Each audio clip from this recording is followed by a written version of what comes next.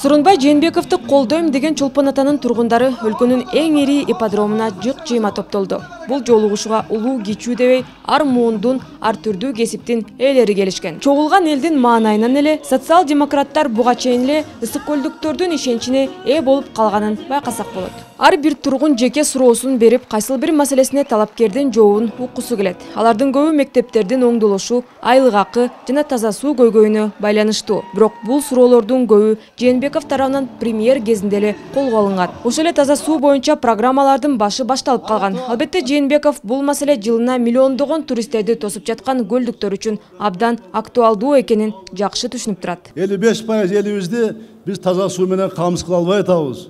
Мына биз айтып атабыз максат коюп.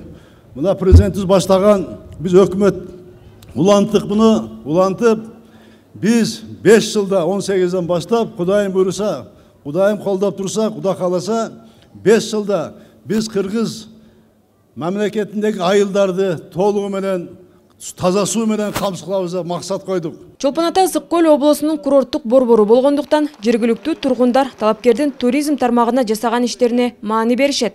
Анткени көбүнүн киреше булагы дал ушул тур сезонго байланыштуу. Кыргызстан берметине алыскы өлкөлөрдөн эле эмес, жакынкы коңшулардан да келишет. Андыктан Сооронбай Жээнбеков премьер кезинде эле чек арадагы өткөрүү пункттарын капиталдык куруу иштерин жеке өзү көзөмөлгө алган. Ошол эле учурда талапкер Ысык көл аймагынын кирешесин бир гана 2 мезгилге көз каранды болбош керек деп белгилейт.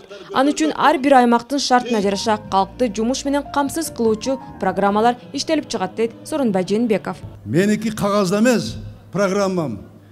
Меники жүрөктө и башымда тургандар программа.